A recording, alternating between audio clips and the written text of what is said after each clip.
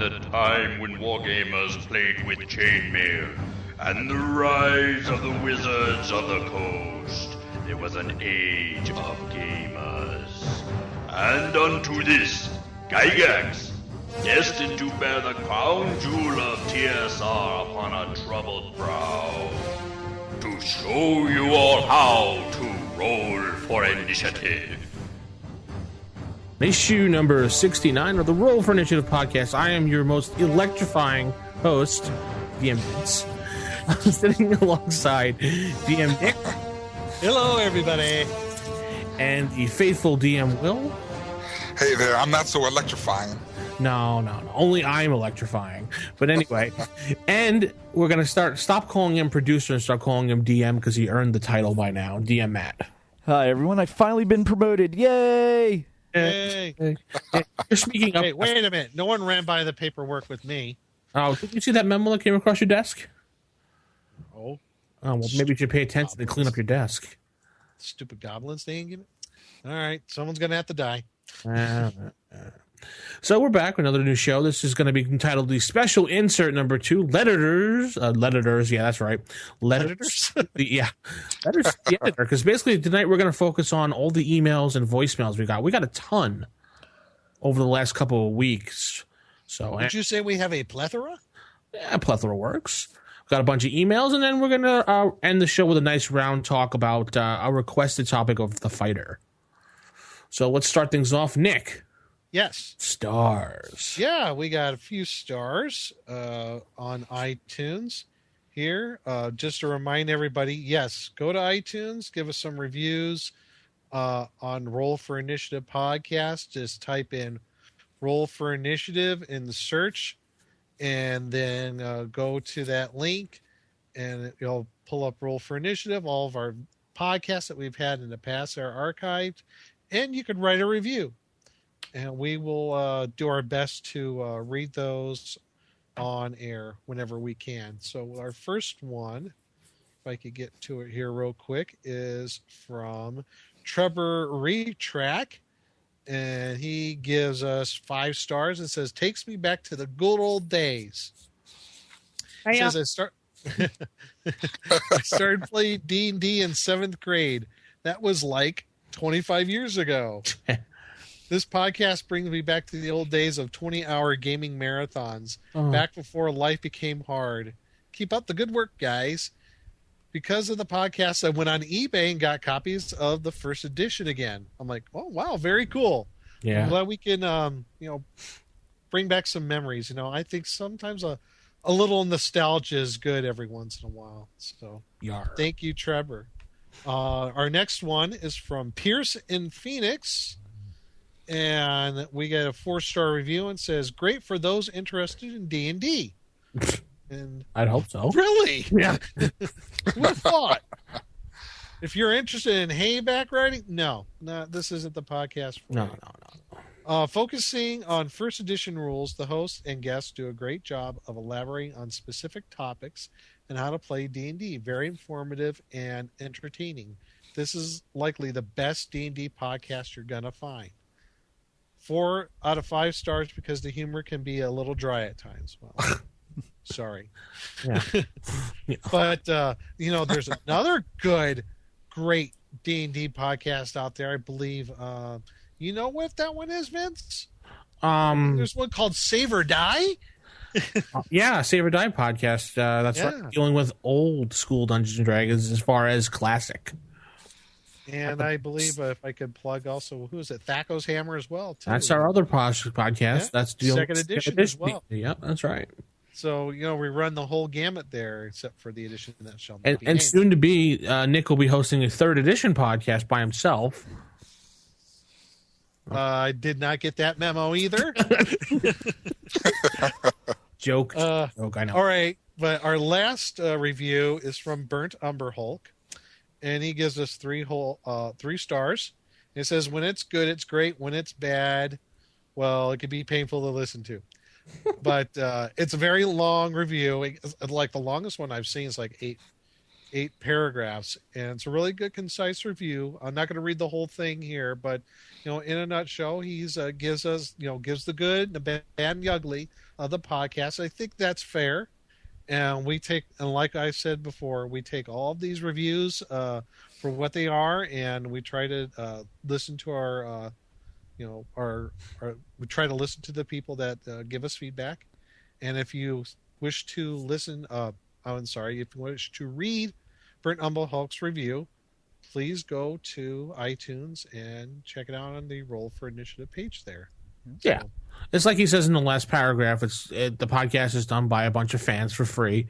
Right. And he appreciates the enthusiasm, but, everyone's always going to have a complaint about something, and you can't blame them.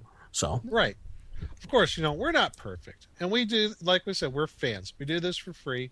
We try to do the best we can from time to time, but sometimes real life rears its ugly head. As much as I would love to devote my whole time and to doing gaming and doing the podcast and stuff, because now I envy Will, and it's got like 4 games going on, and yeah, but that's all suspended until December. That's right. You're moving into your new house now. Yeah. Congratulations on that. Right. Well, I still got to overcome one issue. So, and then once that issue's overcome, hopefully we hear something on Monday. That's what right. to do with the dead bodies? That is a big issue. What? Oh, hey now. All right, moving right along. Yeah. Yes, if you want to write in or anything, rfistaff@gmail.com, or you can call us 570-865-4210. Sorry, 4210. The hotline. Hotline. That's right. And I'd also like to give you a chance to go on the website, check out all the notes that Matt has posted up, finally. Yeah. And Slacker. Slacker. I noticed that one of them doesn't have a picture, man, so you want to get on top of that. Take a chance to go to adventuresdarkanddeep.com and check out the not-so-retro clone of what happened to first edition if Gary continued making it. And I do have to say, after that interview and looking through the book, it's not bad. Definitely go pick it up. I know, Will, you were commenting on that before, too. Yeah, definitely. I'm definitely going to look into it because it's something new. It's not a rehash of, something else that exists or, whatever. So, yeah, that's exactly what I'm looking for, is something new. I see that we have some comments on the website from the author himself. He said he appreciates being on the show and he had a lot of fun doing it. And actually, James Malazewski, Mazalewski from Dragnardia.com. Yes. Yeah, actually, for someone who doesn't listen to podcasts, he apparently listened to this one. I asked him to plug the show a while ago. He's got a link on his website, on his blog. Yeah, apparently he listened to this one, so cool. Good. Yeah, well, good. Thanks there, Mr. Mazalewski. Yes, definitely. And let's head into some sage advice.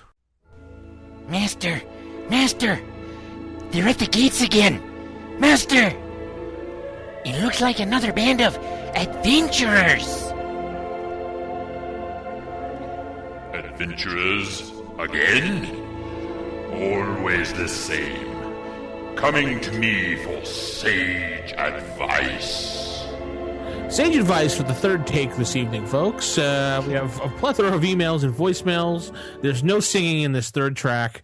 And yeah, you have no idea what I'm talking about. But talk to Matt. He'll tell you on the side what happened. So let's go straight into our voicemails tonight, guys. We have a whole bunch of them. So I'm just going to start playing them, and then we'll comment after each one. So just give a little mute on your microphones, and we'll start with the first one. Hi, guys. It's your dual-class Ranger Bard DM, Cal. I seem to be getting into this pattern of, as I listen to the show, catch up, something comes up that I want to make a comment on and then call you. I feel like I should start making notes and then just do one giant voicemail. But anywho, here I am. As I listen to you talking about Paladins to Detect Evil on issue 65, you're talking about why Paladins is so controversial, I found that the best way I had a DM, it was a guy I lived with, DM Adam, handle Paladins Detect Evil is basically Detect Evil is kind of like Spider-Man's spider sense. When, it's like something that's acting sort of away from you and not directly on you, you can your detect evil goes off. You're like, man, I feel evil going on. Something's going on. Something's wrong. Something's not right. Doesn't mean it's necessarily like, I know you're evil and you're doing evil. It's just like, I get this bad feeling. That's what it was. We said it was more of a bad feeling. And the closer it got to you, the closer it came to directly impacting you, you could sort of narrow it down. And the higher you got in paladin levels and the higher your wisdom score was, you got better at being able to quickly narrow down. It's like, oh man, something bad's going to happen. And I think it's going to be right now. And I think that goes a long way to keeping paladins from sort of doing this. And I detect evil every 5 seconds. Oh, look, you're evil. So that's why it's no longer so much an alignment thing. Alignment plays a role in it. It's more a, man, something's wrong. Something's not right. We got to do something different. We got to get out of here. We got to change this now. And it turns the paladin into a more of a sort of, it gives it a bit of a reactive / proactive role where he can be feeling something's not right, and now he can be trying to push people to go, hey man, this isn't good. We got to get out of here. We got to go. We got to go now. And it gives you a lot more role-playing options. So that's more of my 2 cents. I may be dumping a whole bunch more voicemails on you, but thanks a bunch. Keep putting them out and take care. Bye-bye. All right. Well, I guess his spider sense is tingling there. Yeah. I don't know. I don't. You don't like I don't that? know if I would want to do that. No, that way. No. Why not? Because it's not detecting evil anymore. It's detecting bad situation. Right. You know, that's how it sounds like to me. Yeah, I know. It reminded me of the Spidey sense thing. Yeah. I mean, you could use, if you're going to use it kind of like a Spidey sense thing, then it's not necessarily that you're detecting like a bad situation. There is evil in the area. It's just non-directional, I guess you want to say. You know, and maybe at a higher level you go, it becomes a little bit more focused. Maybe you can play it that way.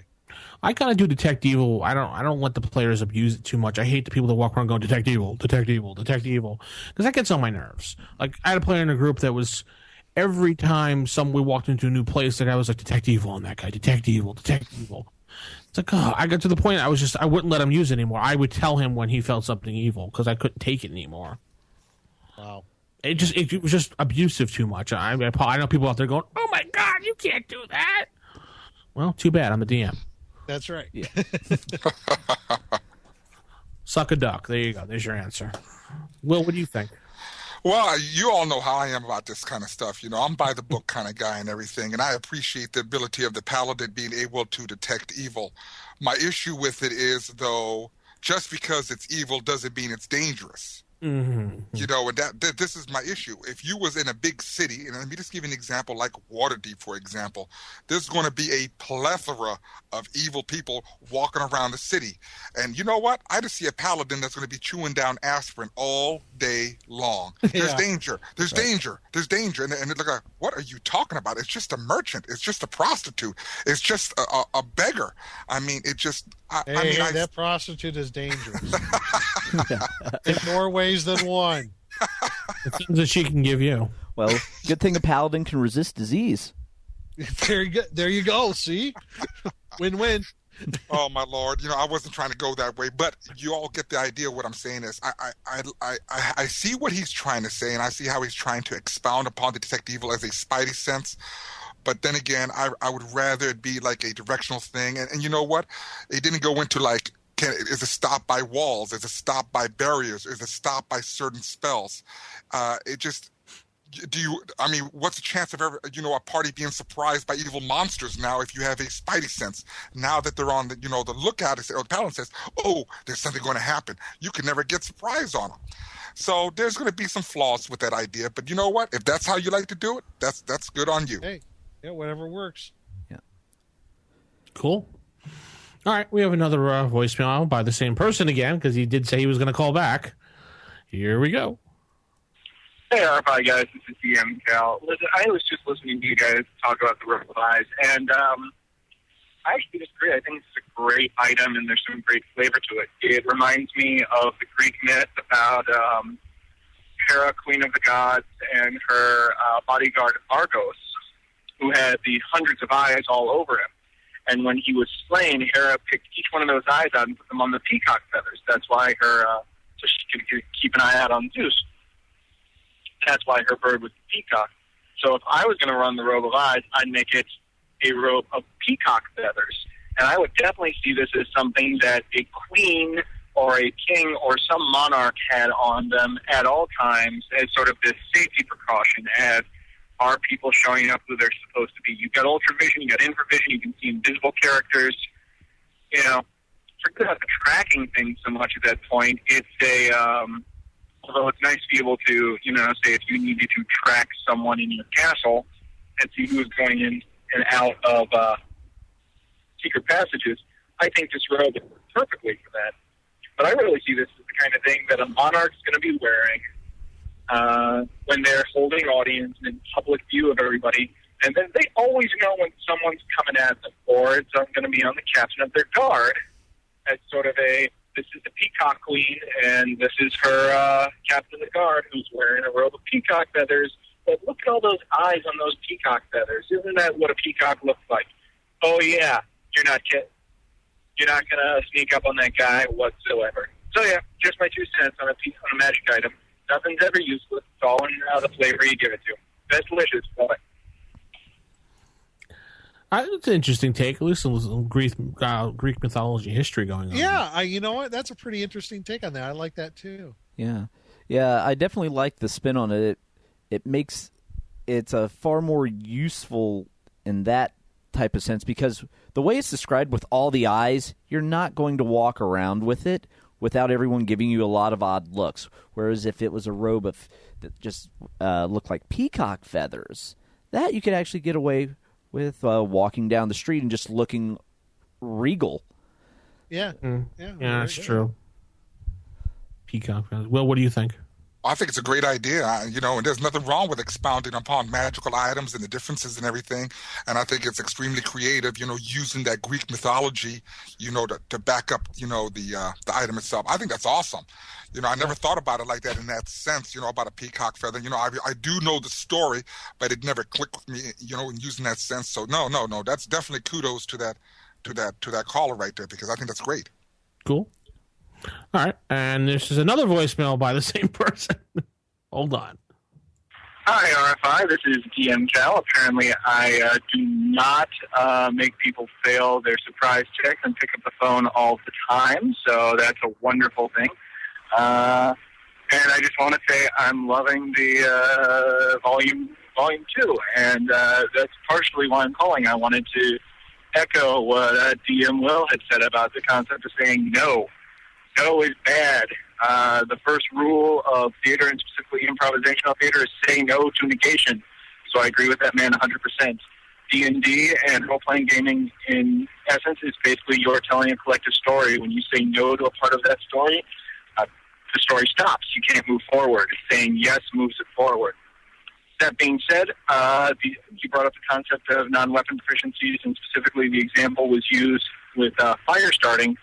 My job basically has me being a dual-class ranger bard, and part of that is I've been learning how to make fire in a natural way, spark rocking, bow drilling. I'm going to be taught hand drilling and possibly mouse socket, Polynesian fire plow, fire saw.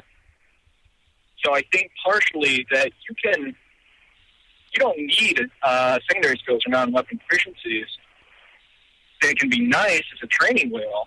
And at the same time, you can also talk over with somebody and go, start with a class that you feel comfortable with, and then, you know, what backgrounds do you have? In my case, if I was to start for the first time ever playing D&D, I might start with a more wilderness background. I'm an archaeologist by trade. I'm working out in the wilderness now with kids, so a ranger makes sense for someone with my background. And then I know how to do bow drilling. I know how to do some herbalism. I know a few teas that help people when you're out in the wilderness. And I know, you know, how to do first aid out there.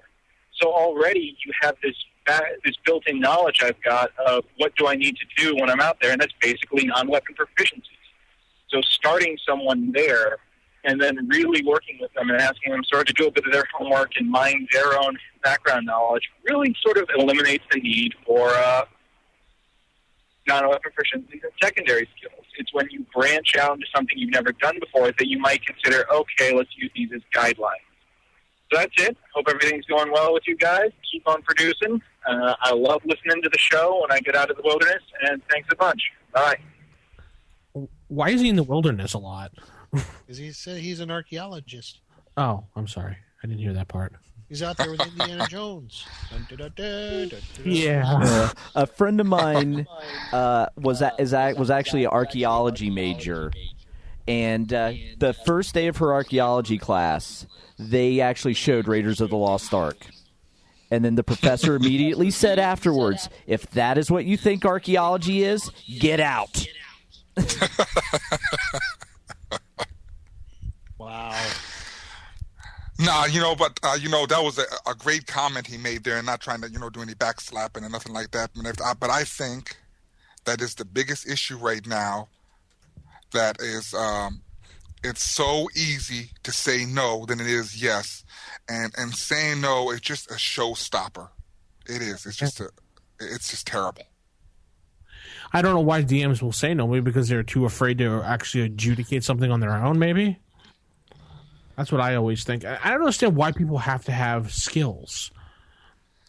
People keep pounding in, secondary skills, non-weapons. Who cares?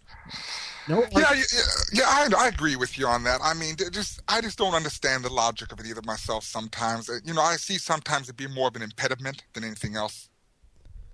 If the guy's a ranger and you're in the forest and you want to say, let's build a fire, obviously the ranger's going to know how to build a fire. You don't need a stupid skill to tell you that. Right. Or tie ropes. A ranger's going to know how to tie ropes because he's busy making traps in the forest, feeding himself. Or even a druid would know how to do that at this point. Because I use hemp, man. Yeah. Yeah. All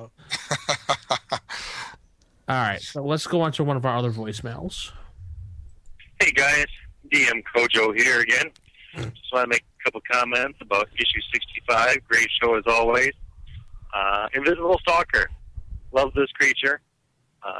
My most interesting Invisible Stalker moment comes from years back when I was playing in a game where a village was being invaded by a handful, ended up being like 4 or 5, I think, invisible stalkers that were going around killing people, unbeknownst to them who was doing it, because they're invisible.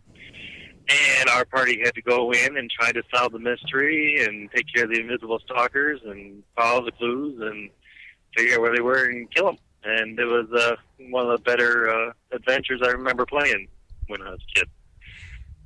Trident of Warning, love this thing.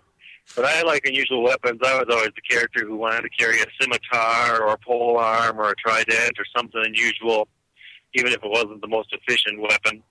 So I love this weapon. I think it's pretty cool, even if you're not in a maritime adventure. I'd love to have a fighter with a Trident of Warning and have a backstory of growing up in a community on the water, and so my weapons, expertise tailored towards that environment. So I think that'd be cool. Keep up the good work, and we'll talk to you later. Heck, when I was a kid, my biggest concern was trying to find the weapon with the most damage. I didn't care what it was. That's all I worried about. It's like, I want a big, giant axe just to chop things.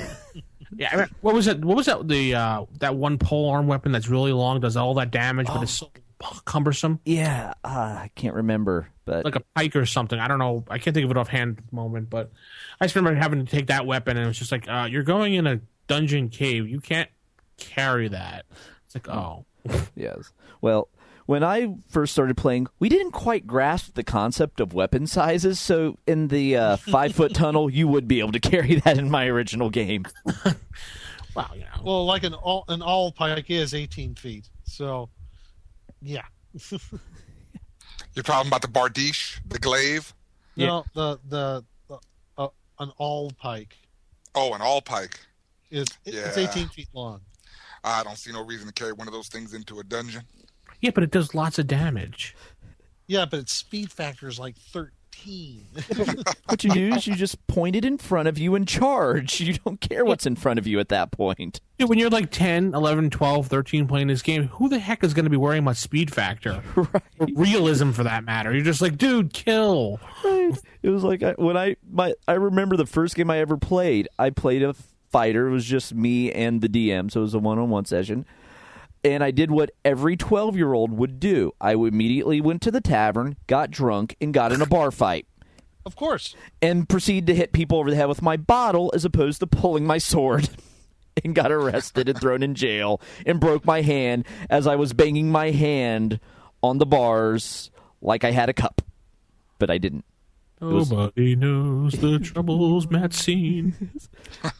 Yeah, but that's good to hear about the Invisible Stalker coming up again and everything. And like I said, I'm not a big fan of the monster. It's a very terrifying thing to run into, especially if you can't see it. I love that monster, Invisible Stalker. The best picture ever drawn for D&D manuals. Yeah. A big square box. But if you had that robe of eyes, though, the Invisible Stalker isn't quite as scary. So we found a use. Very good. There you go. Okay. Well, now you can use that big old long weapon, that all pike and everything, and swing it around like in a 360-degree circle, and eventually you're going to hit the Invisible Stalker attacking you. Yeah. Wow, well, could you have said that any faster? You know, one weapon we always used to like to try to make up and play was that weapon from Xena, the one that she used to throw around. That the bladed. It was almost like a bladed frisbee. Yeah. Oh, that ripoff of the glaive from Kroll. Yeah. Always tried to do that. I remember, and someone on the forums actually wanted a write-up for it. So a couple people in the forum, me and another person, we sat down and we actually wrote it up for them. I was just thinking about that weapon because it was kind of cool looking. Anyway, last voicemail. Hey guys, this is DM Kojo, listening to another awesome RFI podcast on my way to work early in the morning. Issue 67, fantastic so far. Just wanted to call in about the Wizard's Duel question. I like Will's idea of using some kind of psionics system similar to the psionics system, but my question would be, how are you going to work in attack modes and defense modes? I think of Wizard's duels and wizards throwing things and the other wizard catching things and, blocking things like that. Also reminds me of a Yoda versus Dooku Jedi duel kind of thing, reminds me of a wizard's duel. So I like the idea of doing something different when you have a wizard's duel, but I want to see some kind of defense mode system worked out. My other question I had was in regard to fleshing out a town. I'm creating a master template kind of for a town that's going to be a base of operations for my characters in my own campaign setting. And I've got all the obvious things worked out. I've got the blacksmith shop, and I've got the general store, and the tavern, and the inn, and all that. But what are some of the lesser-known buildings or NPCs that run different operations that you want to have in a town like that? Obviously, you need a thieves guild, things like that. But I was looking for suggestions of the more obscure kind of occupations that I might want to have fleshed out to give more life to my town. Love to hear what you think on that. Thanks, guys. Keep up the good work. Talk to you later.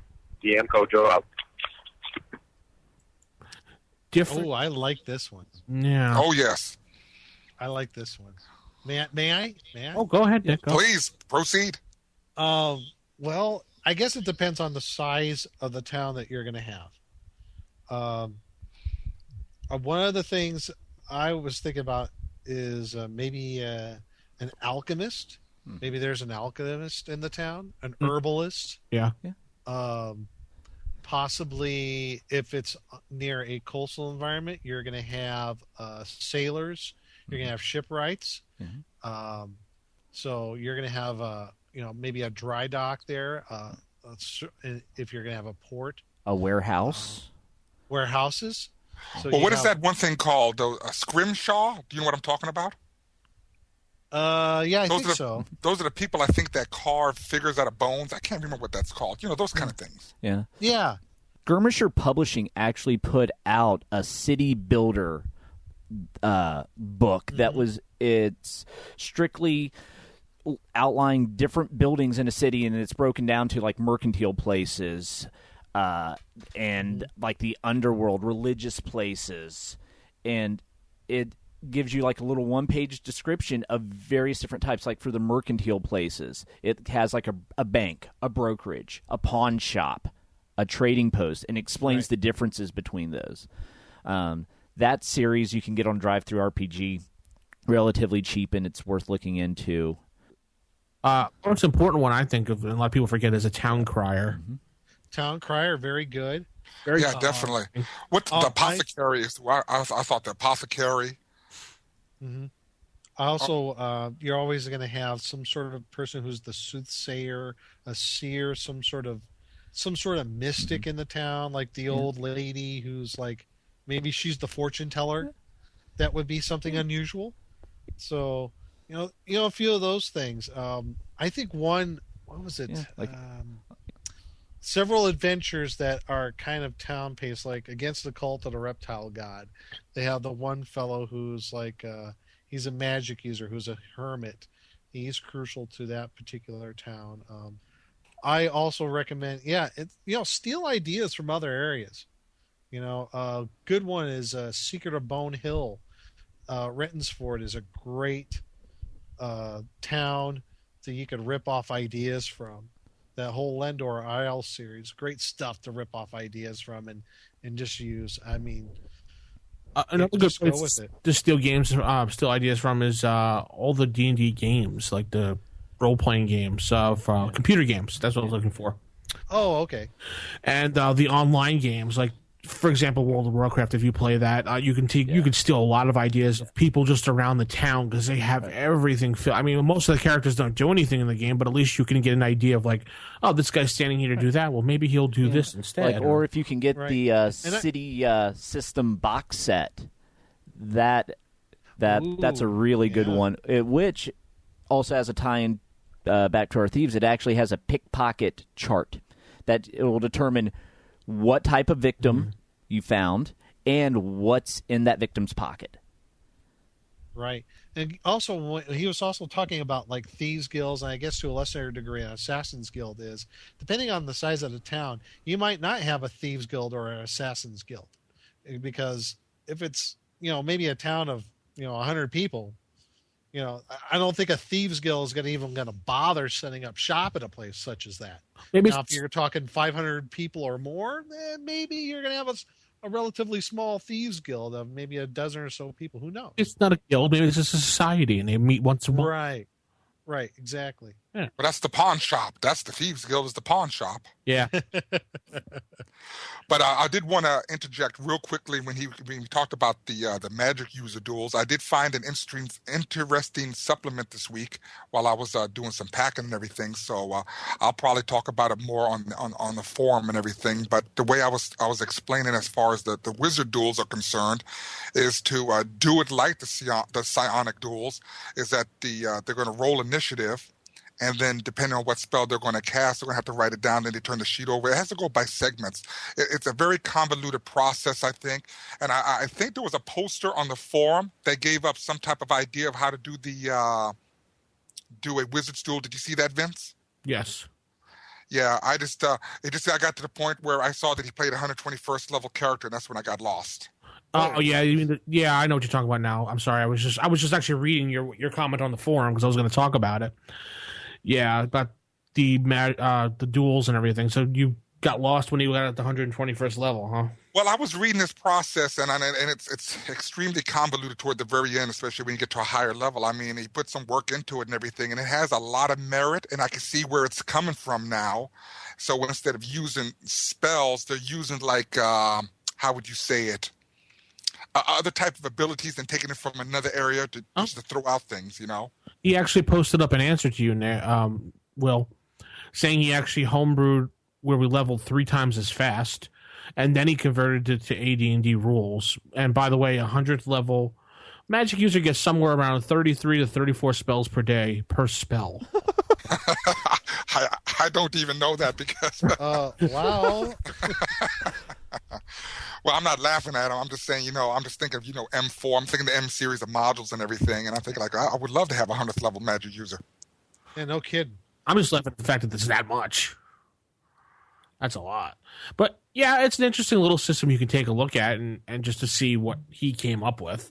Yes, and that made me look into that thing. I think if you all saw the supplements, one was called Wizards Challenge, one was Clerics Challenge, one was Thieves Challenge, another one was called Fighters Challenge. I believe that was for 2nd edition, but still, though, you can use that. And I found another book on Wizard Duels. I'm going to read it here a little later on when I have time, and then I will, I will post that on the forum and everything, because I think it's a very interesting concept, because it's just fun to do those kind of things, but there's nothing set really in stone on how to really do one properly.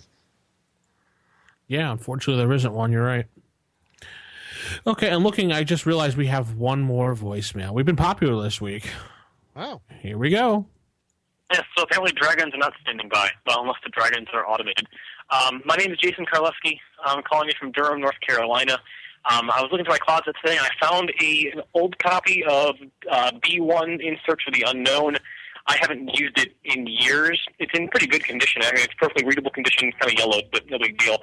I don't want to sell it on eBay because I kind of want to get it to a good home, and you guys are a good home. So if any of you, Will or Nick or whoever wants a copy of B1, I'll just send it to you. To give me an address, or if you want to, or if you could put this message on the show, advertise. My email address is CHIRHO_night, like the got the sword, at hotmail.com.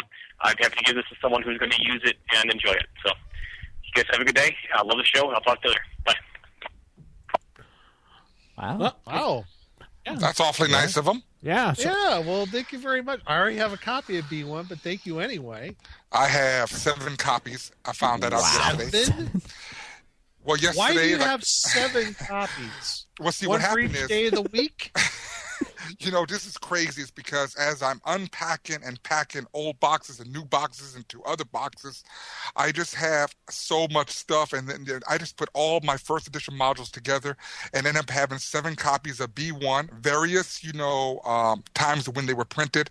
And that's not including the B1, the B super module, which includes B1 and that as well, too. So, but no, I don't think I can use another one. I'm just picturing Will sitting on front of his table. He has them all laid out. This is my Sunday issue. This is my Monday one I read on Monday. This is Tuesday. No, actually, you know what? B1 is perhaps, I love that module, and that is the one that I always run when I start a new group of players. I don't care what edition it is, well, except 4th. I will always run B1. And it's funny. It's kind of a quirky adventure because it's the one where you fill in the creatures yourself. That's not predetermined, monsters. It's all, you put whatever you want in the rooms. Yep. I actually have 3 copies myself because of things I've bought off eBay. Like every time I buy something, like there's a B1 module in it. So actually, if anyone wants the module and they're missing it, just give him an email and he will gladly send it to you, he said. So Yeah, there you go. Yes, That's hearing awesome. you guys talk about how many copies of that, I don't feel as bad when I ended up with 2 copies of the Nightmare Lands box set.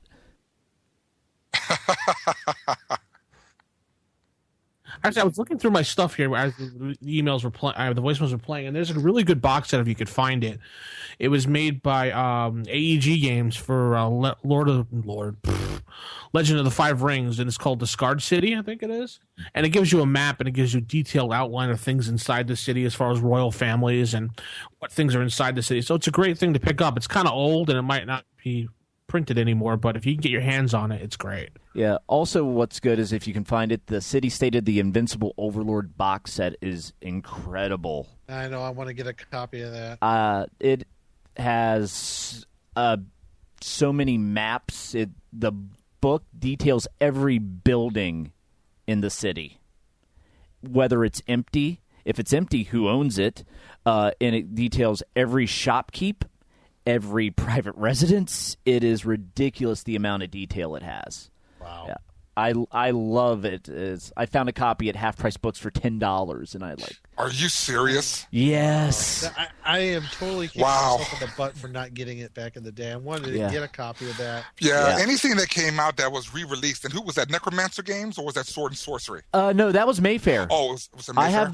I have the Mayfair box set. It was originally released like in '81. I have the version released in '86 after Gary was booted from TSR because he wrote the foreword. Yeah, he wrote the it. introduction. That was you got the old one then. See, I was talking about the newest one that was released. Yeah. I have the one Mayfair put out in '86. Yeah, so it's actually first edition compatible entirely. Yeah, that's awesome. That's a good find right there. Yeah, and I also managed to pick up a couple of the smaller adventure box sets with it as well. I have the Briarwood Castle, and I can't actually read what the other one is, but I have two of the smaller adventure box sets as well. But hey, Matt? City State, yes? Be my new best friend? I shall troll Half Price Books, and if I ever see another one, I will grab it for you. Yes, I have like 4 in my area, so I like troll them all for stuff. It's quite glorious. Wow. Okay, cool. So you want to call in, just 570-865-4210, the hotline. And you too can call in anytime you want, just like they did, and we'll play it on the air, just like we did. And now let's head over to our emails. Nick, you're up. Yep. First email is from Gary B. And he says, "Hi, guys. I really enjoy your podcast. It brings back many fond memories of my D&D days, all first edition play back in the early to late 80s. In a recent podcast, I heard you guys mention that none of you were familiar with the work of Jack Vance. I'd like to say that I wholeheartedly recommend that you at least try out some of his fantasy work. Very good stuff." A little pause on that. Last Christmas, I did get the collected works of Jack Vance's Dying Earth series, and I've yet to get through it. I've only read a few pages, and I put it down because I was distracted by something else. But I'm hoping to, like around Thanksgiving and Christmas, I'm hoping to read it. And it seems like really good because you can see where Gary Gygax got prismatic spray from. So that's in there. Another great author of old is Abraham Merritt. I was pleasantly surprised to find such fine works of fantasy from back in the 1920s and earlier from Merritt. He has some great fantasy adventure novels predating Tolkien by many years, a lot dealing with lost civilization type adventures and fantasy monsters aplenty. There are also some other great authors listed in the article by Gary Gygax called Jack Vance and the D&D Game. If you haven't read the article, I highly recommend it. Gives some great insight into Gary's roots in fantasy literature, much of it an inspiration for the D&D game. Anyway, just thought I'd toss that in for what it's worth. Yeah, you know what? I want to find that article. I'd like to read that as well. Because from what I understand, I don't know if you guys remember that, well, the magic system out of D&D is completely Vancian in its setup. You read the spell, you memorize it. Once you cast it, you forget it. So that's right out of the Dying Earth series of stories. He also says, Gary B says, on another note, I wanted to pick your brains to see if any of you are aware of any good sources or gaming systems / methods for a solo D&D player other than traditional computer gaming. I know the ideal is to have a DM and a few players, but for an aging gamer like me, married with many family responsibilities, who has limited time to reliably devote to a DM and group of players, there are any other options out there for solo playing. Needless to say, I'm a fan of the old school first edition pen and paper style of gaming. My hopes aren't high on this one, but I thought I'd ask anyway. Thanks for a great work you guys do. Keep it up. The website and podcasts are awesome. Nostalgia is a great thing. So thanks, Gary B. Do you guys know of anything? Yeah. There was some solo modules put out. Yeah. There's B series. Night at Dagger Alley. In the B series for classic D&D, there was a solo called B Solo, X Solo. Uh-huh. Yeah, it was Blizzard X Pass. Solo and X Solo 2. Yep. The Maze of Riddling Minotaur M2. Yep, I have both of those. And I then, had the, Midnight at Dagger Alley. I don't know what happened to it. And then the B Solo Ghost of Lion Castle. Yeah. The only other option I could say is try to find a play-by-post game. That way you could play at your own pace whenever you want. Right. Yeah, and if you don't mind a dungeon crawl, you could just take the first edition DM guide and just roll a random dungeon room by room as you go through it. I'm trying to think if you don't want to stick with D&D, if I remember correctly, Tunnels and Trolls was really good for solo play from what I understand. If you're willing to get, I mean, it's still from my from my understanding, Tunnels and Trolls even to this day, the rule system is still the same as just as good as it was back then. It was one of those games I wanted to play too. But if you want to look for solo play, from what I understand, Tunnels and Trolls was a good way to go. Yeah. What I can do is while I was researching the solo game deal and everything. Now, some of those solo games, I believe, is like for one DM and one player. Yeah. Now, if I'm understanding, he wants to do something by himself. Right. Now, some of them actually used invisible ink. Right. Yeah. And I know so you need to be careful when buying them. Dagger Alley used like a magic viewer kind of thing. Oh, yeah. So there are some other options out there, and what I will do is I'll post them. I did notice a few articles on solo games that were advertised in Dragon Magazine, but considering this is 2011, the chance of finding those games are probably going to be slim to none. And I can just post what I found in Dragon magazines as far as solo games are concerned, especially fantasy games. They did a review on one of them. I didn't print out the name of it, but yeah, that's what are those books that you can choose the adventure again? What was those again? The Choose Your Own Adventure. Yeah, they do have some of those books out there where you actually, go through it but roll dice to do attack, and then it'll tell you. Fighting Fantasy series. The Lone Wolf series by Joe Dever. That's one I loved as a kid. Yeah, so, you have to have dice because it says now you're attacking the wolf. If you die, you go to this page and then you see a skeleton. If you live, you see the wolf skeleton. Then it goes on into the story. I can't remember all those books that are out there, but there are some other options. Yeah. That's it wasn't the Adventure Paths also. The Adventure Paths were the Choose Your Own Adventures, I believe. Oh, was that okay? Yeah, that was the ones Choose Your Own Adventure.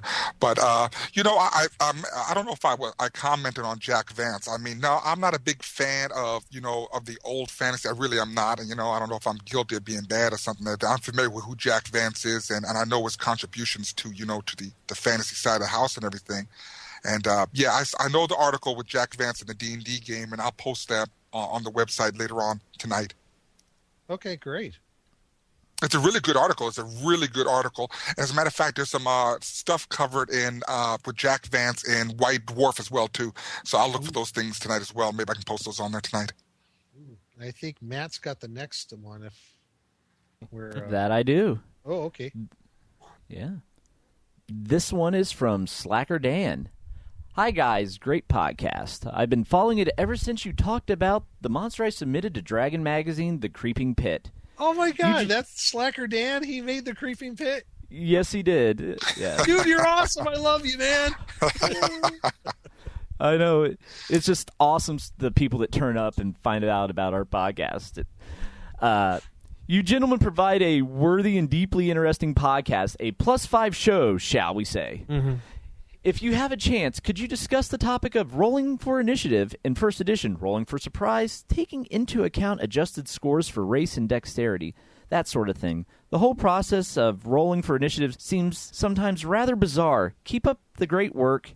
May you get many 20s on your combat rolls. So, yes. So an initiative. Yes. It's I'll do it real simple. You roll D6, the higher side wins. There's the end of the story. There you go. Yeah. Yes. If you try reading the book, the DM's Guide, it was High Gygaxian at its finest explaining this concept. It's like trying to divide by 0. And there's a big part of this that Will and I differ on big time. So He's kind of pulling the opening the can of worms here. Yeah. No, I'm going to be very gentle about it. I won't be so harsh on you tonight. Yeah, sure. That's what the dentist said. I don't think you said that. You know, I mean, I look at the initiative. You know, you have to look at it from two perspectives. You know, I take a look at it from the older editions of D&D, and I'm talking about, you know, the basic and the expert and so on, and how it compares and differs from the first edition. Yes, on page 61, it explains step by step what you must do for initiative and all the other things you take in consideration. I believe now you said you take the everyone dictates first what they're going to do, then you roll the dice. Yeah. Oh, okay. See, I do the complete opposite. You do like the newer editions do. No, I'm doing exactly what I did in first edition.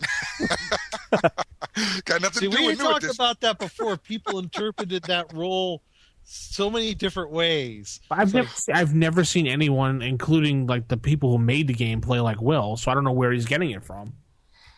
Well, this is what I got to find out and everything, you know, because here we go again.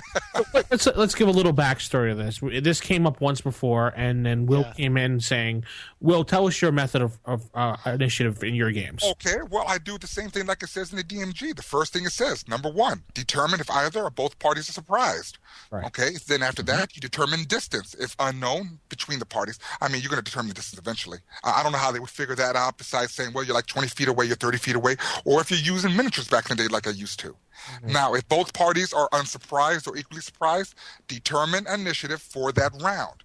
That implies to me that you roll dice at number 3. Right. Then number 4 goes, determine the results of whatever actions are decided upon by the party with initiative.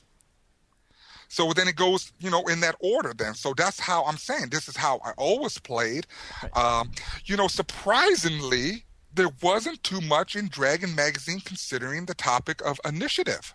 No. Because people are afraid to talk about it. I don't understand where. I've always done it. Everybody calls their actions before rolling, and then once you roll, and then you have your move, you already have to take that move that you've already said because that makes it more realistic to come. Long time. I don't know. You know, I just don't know, really, to be honest with you. You know, as far as I'm by the book and everything. Now, I'm not going to. Go ahead. The problem is there's a step missing. It's at no point does it actually tell you to declare your actions. It goes straight from determining initiative to resolving your action. Where did you declare your action? There is I think it's in further pages up in the book. Jason really had a good argument for this the last time someone called in about it. And if you go back to that podcast and listen to it, he found a rule that was in like page 100 something or other that specified declare actions before rolling. So right. It's really weird. Which contradicts the whole thing that Will is looking at. So Gary kind of contradicted himself in the book. So maybe the hell you say? Yeah, the hell I say. Everyone over in Knights and Neighbor are going to throw their arms up at me now. Oh, well, they can throw their arms up everywhere they want to. But see, this is what the deal is on this, though. My thing on this, though, I mean, like, yes, there's a contradiction. I look back at the errata, and the errata doesn't cover this contradiction, which is kind of surprising. So, you know, it's very interesting it's convoluted, and, you know, I'm not going to cause no argument over this. Yeah, you know what? I think it just depends. Like, if you've been playing all these years where you rolled initiative first and then declared actions, and that's worked very cool. If you done vice versa, that's cool too. As long as you're consistent, I think that's. I wonder if Dave Arneson had something to do with this, because I was reading his version of what D&D First Edition should have been with his Fantasy Adventures book that I had found a copy of, and he mentions in his book exactly what Will does. So I wonder if he had a hand in writing something that Gary. Right. Maybe. Well, see, the thing is, I look at it like this from the perspective as a war gamer. Okay, and this is where my argument comes in. What is D&D based on? It started with war games. Yeah, right. And see, in war games, you roll the initiative first, and then all actions. Then actions are declared depending on which games they are, and then it all comes down to simultaneous combat. Now we're going into another extreme right there. I don't really want to get into that right now. Yeah. But see, when it says on part 4, it says determine the results of whatever actions are decided upon by the party with initiative. So what you mean by that is stating to me is, okay, number 1, what are you going to do? Number 2, what are you going to do? Number 3, monsters go. 4, what are you going to do? 5, you're going to go. And it goes in order, avoid engagement, attempt to parlay, await action by other party. And it goes in steps there. And I only strengthen my argument because if you read basic, I believe it was basic and expert, I can't remember which one, but it says right there, roll initiative, then you declare actions. Yeah. It's just weird. There is a contradiction. I do agree there is. It's funny. I've always played it like how Will has, even back as far as I can remember. Memory has a way of playing tricks on you. Yeah. As far as I can recall, it's always like you roll the initiative and then you declared your actions. Yeah, that's how I've always done it as well. I mean, the first traitor from the podcast. Yes. No, Vince. I even played Marvel Superheroes as a kid that way, even though that actually says you declare actions first. All right, this podcast is done. I'm firing all 3 of you. Let's all go. Anyone who wants to come on the podcast that agrees with me, totally, please write to rfightstaff@gmail. No, I'm kidding, guys. Will, you successfully changed the whole podcast over to your view, apparently. No intention of doing that. No, whatsoever. No, I'm not trying to do that. But, just to get off the initiative thing real quick, because he did cover some other things, I just want you to know that I will be posting the stuff on initiative. Well, there was nothing on initiative, but on Surprise. I don't want to say you're going to be surprised at what I read today on Surprise. So, I mean, there's so many things that are taken in consideration with Surprise. So you have to decide whether you want it to be a complicated, a convoluted, system of doing Surprise, or you're going to do it the simple way. Simple. It's not so simple in first edition. Let me just tell you that. Yeah, I know. Because if you lose it, this is the problem with Surprise. If you lose Surprise, then you have to take the each individual character's dexterity bonuses into consideration and other things, and it's going to tell you how many segments you lose in that combat. So it's a very convoluted process. Right. There's a surprise round basically. Right. But it's not a round; it's segments. There's the difference. Isn't it the difference between the reaction adjustment and how much you missed by is how many basically segments that character gets to pummel you. So it's crazy how they do it. It's very Surprise can be, say for example, you and like 3 other people in your party, you come across an 8-headed Hydra. And your party loses, you're surprised by the 8-headed Hydra.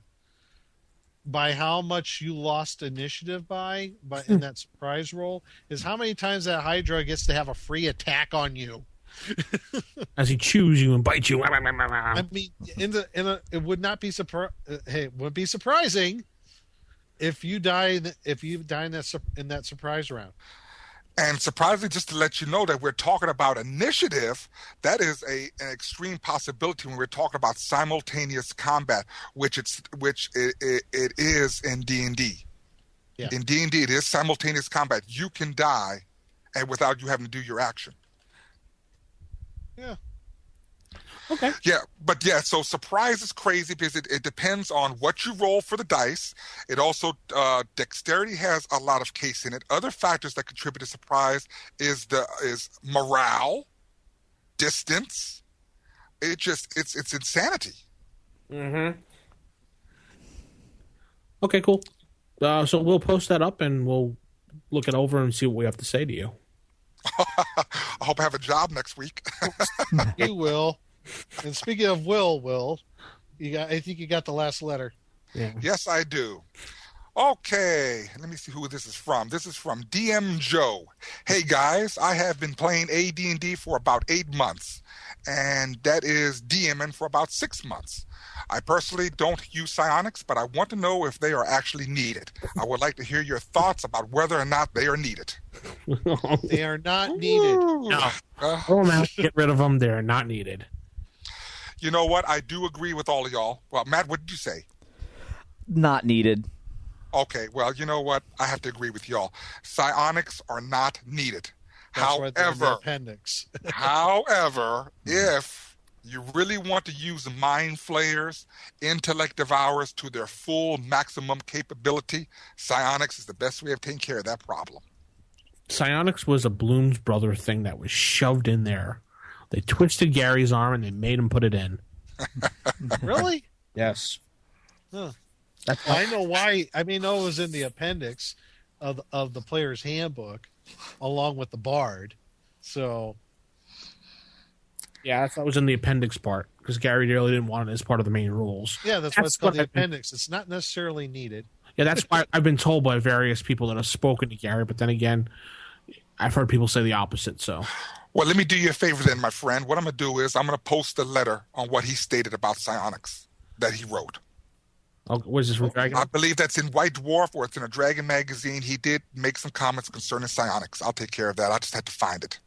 Okay, cool. I do agree. I think that he had a problem with psionics. I don't think he wanted to include that method into the game, honestly. It's too much like being playing Star Wars. I don't know. Yeah. Yeah, it Yeah, gets I into a mean- weird realm. Yeah, Well, and you could just tell from the mechanical standpoint, it's so different from everything else And in the it game. could really be. It could be a game breaker. Yeah. Well, I mean, you have to take into consideration now. Psionics, it is a weird concept, but it is a fantasy game. If you have Spelljammer, you can have psionics. But I mean, No, this is first edition. There's no Yes, spell I know. jamming here. Hey, there isn't. Are you sure? Where are mind flayers from? They're alien. Remember, they're alien creatures. It says that in the monster manual. Yeah. And so are aboleths. Aboleths are But they alien didn't creatures. have ships. No, they use their psionics because I believe they got some type of astral projection to be a psionics. Remember, Nick, that we found out that the Mind Flayers were these people that lived in the Underdark that were trying to destroy the sun. Yeah. Yeah, that's right. So, Yeah, there's a series of modules about that they want to destroy the sun. It's a really good thing, though. But no, I like psionics. The thing is, though, I don't see a player really breaking a game with psionics because, remember, it goes on let's see, what is it? Sonic Blast. It's the only thing that works on non-psionics. Yeah, but look at all the disciplines. Look at all the other disciplines that could be game breakers. They could be so abused. Oh, yeah, it just takes a good DM to play it right. And just remember, the use of psionics also allows for psionic creatures or endowed creatures to be attracted to that psionic energy that a character uses. So it can be a negative, factor of using psionics because it might summon a creature that says, like, there's something using psionics. What is it? I'm looking for him. So a player's got to be real careful, but there's only one chart for that. You can summon cerebral parasites, which will only, affect that person has psionics. Or you They could could just not have them in your game at all.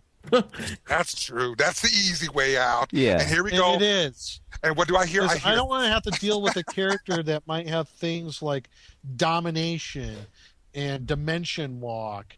And Yeah, my issue is if I have a character with psionics and the rest of the party does not, and they're involved in combat, the psionics character decides to start using their psionics, all of a sudden the whole round system falls apart because now I have to break every round of combat into segments just to accommodate the psionic battle. yeah, Yeah, that is one of the downfalls of psionic combat, and that's why I think I use as an example for Magic Wizard duels. Yeah, it's a segment thing, and that's where you get your 3 here's by the one 5 that always cards. ticked me off. Since we're talking about psionics, your body weaponry. That's Depending on their awesome. level. Yeah, sure. Yeah, basically, yeah. If you're a 5th level mastery with body weaponry, you can use your hand as a battle axe. Wrong. Don't think so. Well, when I look at a monk with its quivering palm attack, I'm thinking, like, what's the difference? There is Would a that difference, 'cause that's would a that monk cleric though be using- able psionic cleric be able to use the battle axe, or would he have to form a club? That's a does good one. damage like a battle axe? I don't know. The only good thing about psionics, though, I love cell adjustment. That's a quick way of healing people, so I love it. Yeah, that's why I don't use it. That's a cheap way of healing. oh, But just remember, when you use psionics, there's a chance that a psionic endowed creature will be attracted to your present location. And believe me, you don't want to look at that chart. It's Well, nasty. there is no chance in my game because I don't use them. So there. yeah. Well, And so who was that that ever said something about everyone saying no, no, no, and there's one yes? See, this is what I'm talking about. It's so easy to say no. Yeah, because it's my game. If you don't like it, too bad. A psionic creature will be attracted to your psionic. Sounds like a Star Wars rule when the Sith Lord tries to find the dark side powers. Yes. You guys are killing me. Essential evil growing hate upon hate. All right, since we digress so much, let's go to talk about Pokemon now. No, I'm kidding. Yes, when you roll for your psionics check, you're rolling for your metachlorian count. So, DM Joe, no, psionics is not a requirement whatsoever in a D&D campaign, especially and obviously amongst this group, not very popular. The chance of someone getting psionics, oh my God, come on, give me a break, guys. The chance of someone actually being psionic endowed is so slim to none. I know, it's zero in my world. Oh my Lord, see what I'm saying? I can't win here. So, Vincent, I win on initiative, I lose on psionics. You can't win them all. You can't lose them all, man. Bending that to my will. What is it? Kneel before Zod. Kneel before me, son of Jor-El. Oh, sorry. I love that. I think we have only no more emails left. If you want to write in, rfistaff@gmail.com. We appreciate all the emails and the voicemails. That's why this is a letters show. But we have one last thing to talk about, and then I'll head into table manners. We're going to be talking about the fighter, which was an email request. Yeah, actually, and I saw that on the forums, too. Yeah, so let's head into table manners. Yeah, I remember back in the day, a fella knew how to judge a fireball on the fly and how far the cleric could push the undead he turned. I tell you, with all these min-maxers and munchkins, metagame and power game, there's something missing that I'm here to learn you. Now sit down and crack your book while I commence to teach you some. Table manners. Okay, today we're going to talk about the fighter due to some requests that we got via email. I believe someone called in about asking about a fighter. Yeah. So we'll talk about the fighter class a little bit for the first edition, D&D edition. Okay, here we go. The fighter started off as the fighting man. We all know it started off as the fighting man. Mm-hmm. It was one of the 3 original classes, if I'm correct, if I remember that. Yes. Mm-hmm. Now, and then I think back then, too, I'm trying to go by memory now, I believe the paladin was also a fighter, but I believe it was a subclass. I believe it was a subclass of the fighter back then. The little brown book. Like the little... Yes.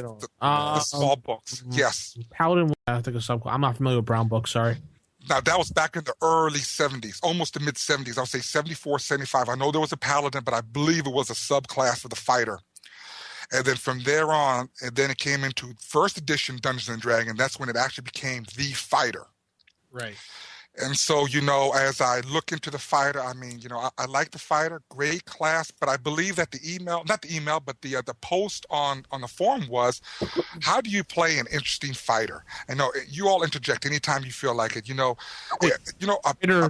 go ahead. Fighter became fighter in the Moldvay edition. Was it Moldvay? Yeah. Yeah. Yeah, there was a break between the systems in there and when it actually became a fighter, but you're right. I believe it was somewhere in there along. I know it was a fighter.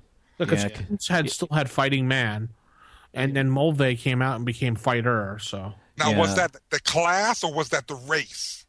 Fighter class. Fighter class.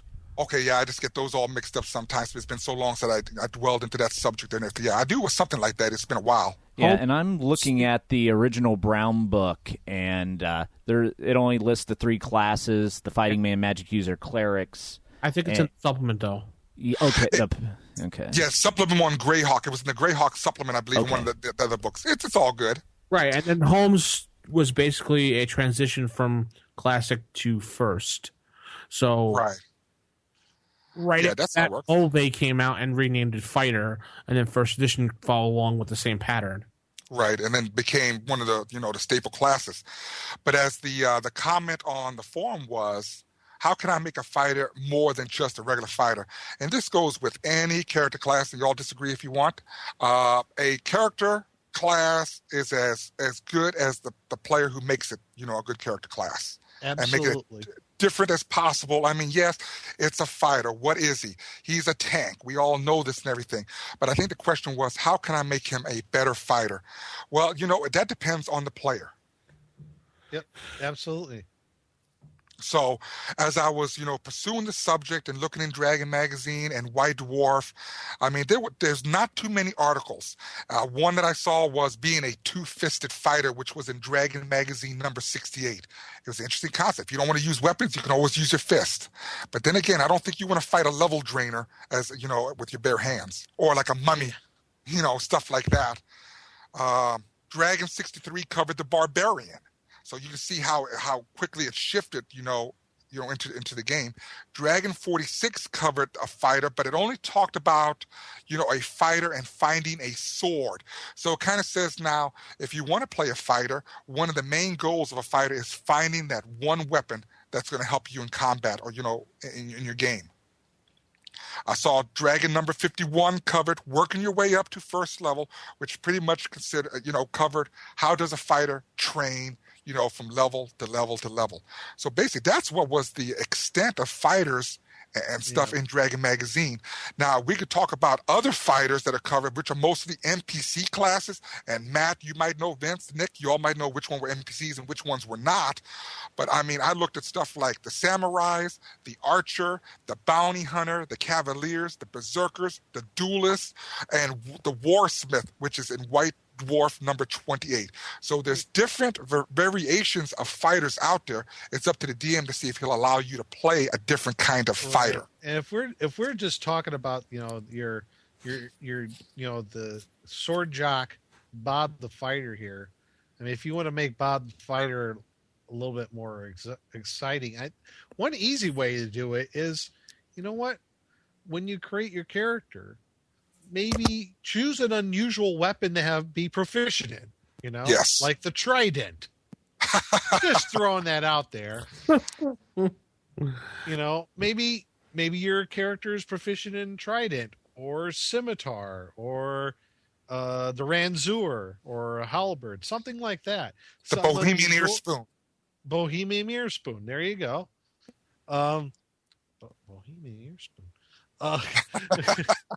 That's getting a little bit unusual. I mean, that's one way to make the fighter a little bit different is, be specialized in an unusual weapon, or at least proficient in an unusual weapon.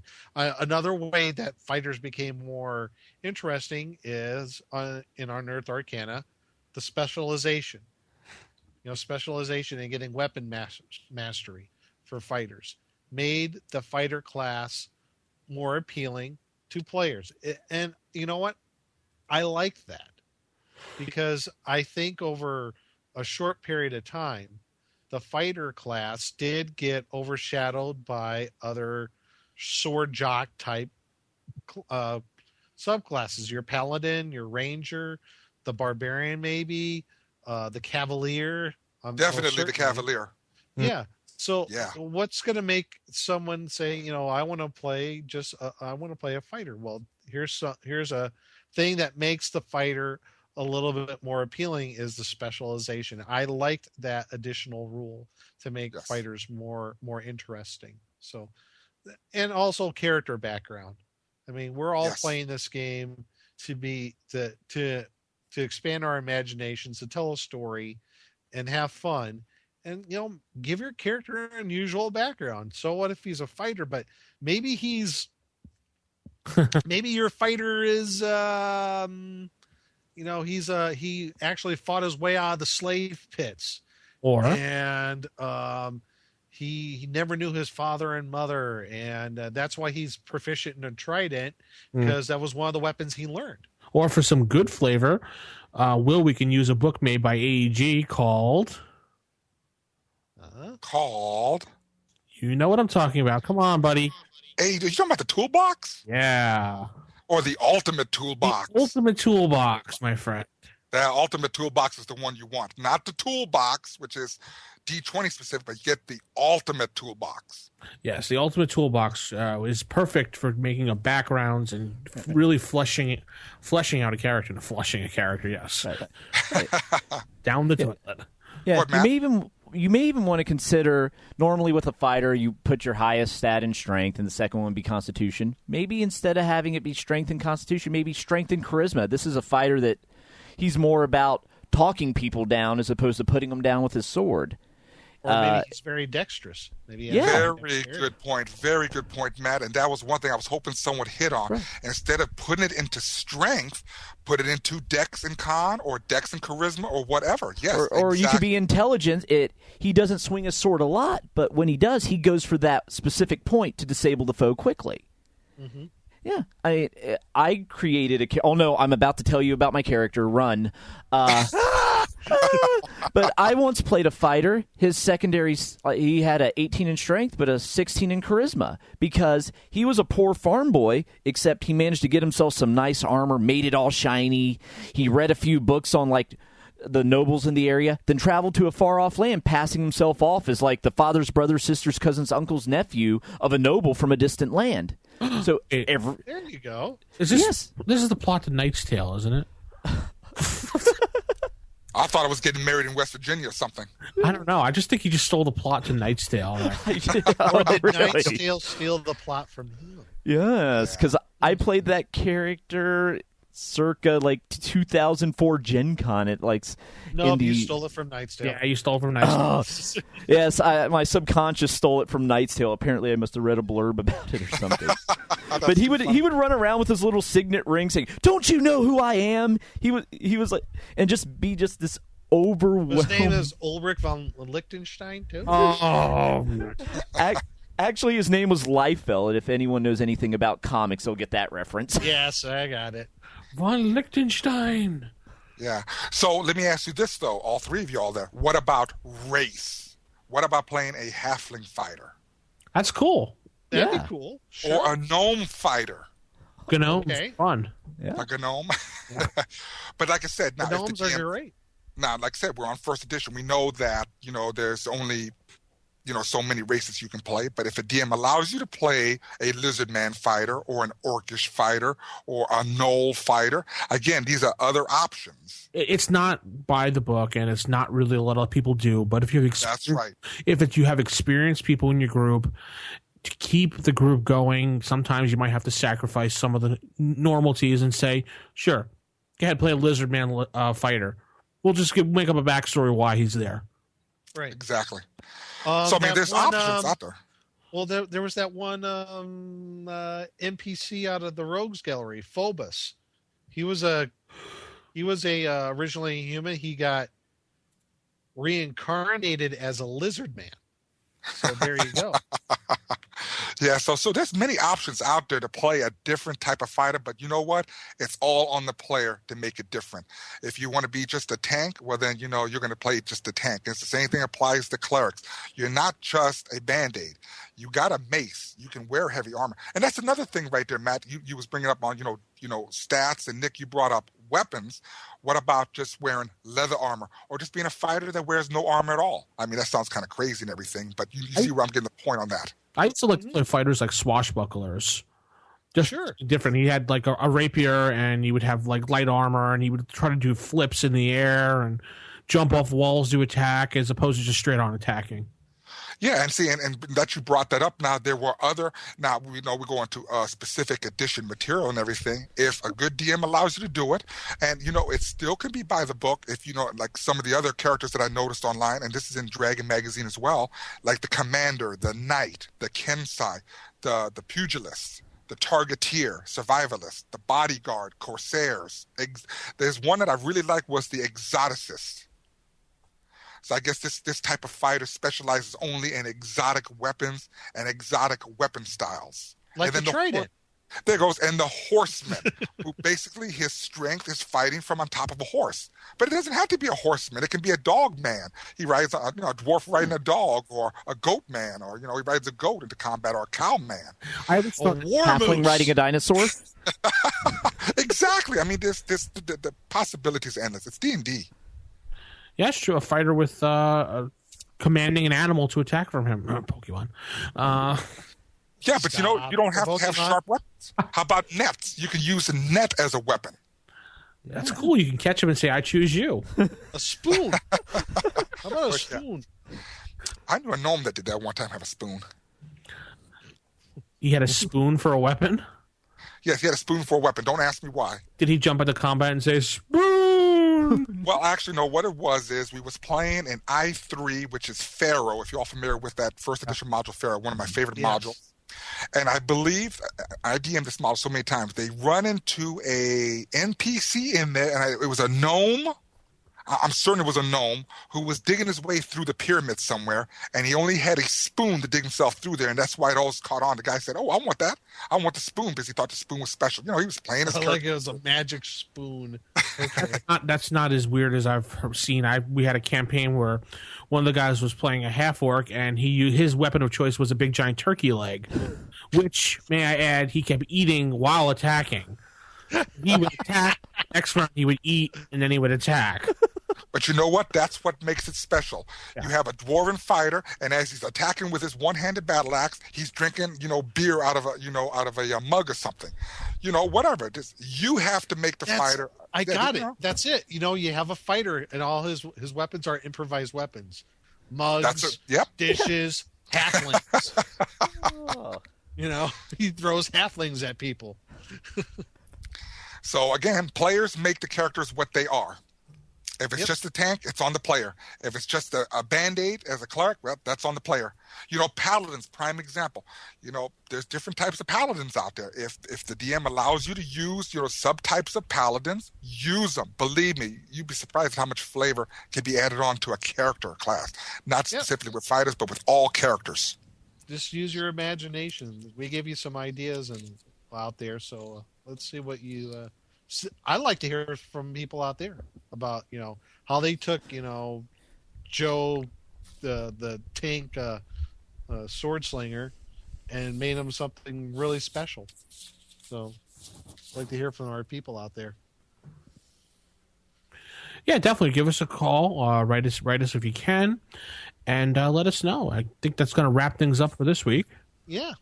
Nice long letters to the editor's show. Yeah, so insert number 2. Join us next week. So keep it original, keep it old school, and good night, everybody. Good night, everyone. Good night. Take care.